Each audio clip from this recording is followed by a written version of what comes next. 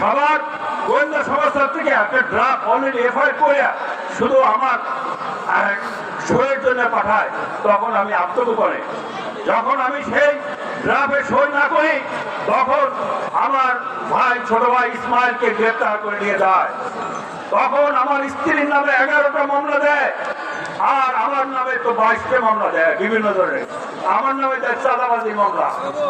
চাঁদাবাজি মামলা কেউ শুনবেন যে আমার পাশের জমি, আমার ফ্যাক্টরির পাশের জমি আমি কিনতে চাইছি, আমি সেই লোক বিক্রি করতে রাজি হয় না, এই জন্য টাকা চাঁদা চাইছি। এই মামলায় চাঁদাবাজি মামলা হয় না, জামিন হয় না। এমনই ভাবে 2 বছর আমরা অনেক তৎকালীন নির্যাতন সহ্য করেও নেত্রীকে মুক্তির জন্য আমরা কাজ করে যাচ্ছি। তার সাক্ষী ডক্টর মুদাসসির। আজকে ডক্টর মুদাসসির, তার সাথে আমরা গোপনে দেখা করতাম। ফারুক, বন্ধু ফারুক, আর তার সাক্ষী, তার সাক্ষী সাজেদা আপা, তার সাক্ষী আর মতিয়া চৌধুরী। যাই হোক বন্ধুরা, আমি অনেক সময় এই যে আওয়ামী লীগে যথেষ্ট দুঃসময় আমার পাশে থাকা, নেত্রীর পাশে থাকার আমার সুযোগ হয়েছে। আপনারা এই জনসমর্থন আমার জীবনে, আমি এত বড় জনসভায় কখনো বক্তৃতা দেইনি। আমাকে একজন দেশ পাঠিয়েছে, মাঠে যে জনগণ জমায়েত হয়েছে তার 2 গুণ আছে মাঠের বাইরে, এইরকম আরো 2টা মাঠ লাগবে। আমাকে লিখেছে ইগলের জন্য এরকম ডাবল 2টা মাঠ দরকার ছিল। ভাই সব, এটা সম্পূর্ণই আপনাদের ভালোবাসা, এটা সম্পূর্ণ আপনাদের ভালোবাসা। আমাদের এই নেতৃবৃন্দের উপর যারা কঠোর পরিশ্রম করে, যারা অনেক ধৈর্য ধরে আগামী 7 তারিখ পর্যন্ত অপেক্ষা করছে যে 7 তারিখ হবে আমাদের পূর্ণ বিজয়, আর এই 7 তারিখ হবে আমাদের ফরিদপুরবাসীর মুক্তির দিন।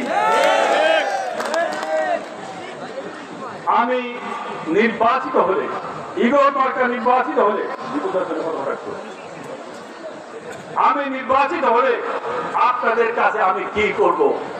আমার প্রতিশ্রুতি, হামিম গ্রুপে আজকে 75,000 লোক চাকরি করে, আমার ছোট ভাইয়ের কোম্পানিতে 30,000 লোক চাকরি করে, 1,05,000।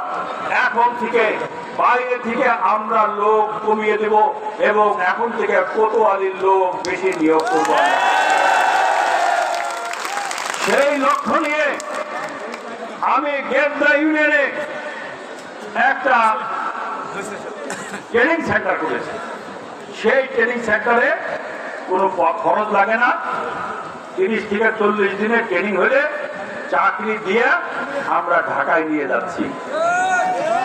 এবং মেয়েদেরকে, একটা মেয়ে তো ঢাকায় গিয়ে কোথায় থাকবে, তার জন্য আবার থাকার ব্যবস্থা করছি।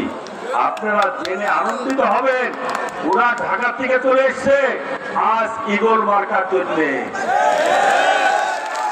তাই 7 তারিখে যদি ইগল বিজয় হয়, আমি প্রত্যেকটা ইউনিয়নে, প্রত্যেকটা মহল্লায় এইরকম ট্রেনিং সেন্টার করব, চাকরির ব্যবস্থা করব, যাতে করে আপনার সন্তানরা আর কর্মহীন না থাকে। এইটাই শেষ নয়। আমি তালমাতে কয়েক শত বিঘা জমি কিনেছি। যখন জননেত্রী শেখ হাসিনা একটা অনন্য উন্নয়ন, সেটা হচ্ছে পদ্মা সেতু। জননেত্রী শেখ হাসিনা না হলে পদ্মা সেতু হতো না। সেই পদ্মা সেতুর কারণে আমরা এবারে কয়েক শত বিঘা জমি কিনেছি। এই জমিতে আমরা শিল্প কারখানা করব এবং এখানে ভোলার থেকে গ্যাস নিয়ে আসবো। এটা একটা শিল্প নগরী হবে। আর আজকে যে ট্রেনিং নিয়ে ঢাকায় আপনাদের ছেলে মেয়েদেরকে নিয়ে যাচ্ছি, তারপরে আর ঢাকায় যেতে হবে না। আপনাদের বাড়িতে থেকে বাড়ির ভাত খেয়ে এখানে চাকরি করবে। আমরা বাস দিয়ে নিয়ে যাব, বাস দিয়ে নিয়ে আসবো। আর আমার দ্বিতীয় প্রতিশ্রুতি, সমস্ত বিভাগীয় শহরে বিভাগ হয়েছে, আমাদেরকে ফরিদপুরকে একটা বিভাগ হওয়ার কথা। আমি জননেত্রী শেখ হাসিনার কাছে দাবি করছি ফরিদপুরকে একটা বিভাগ ঘোষণা করা হোক এবং সিটি কর্পোরেশনকে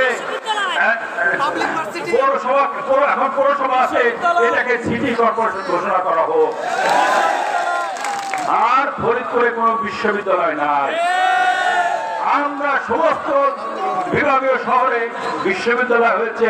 জননেত্রী আপনার শহর ফরিদপুর শহর, এই ফরিদপুর শহরকে উন্নত করতে হলে আমরা ফরিদপুরে একটা বিশ্ববিদ্যালয় করবো আগামী দিন।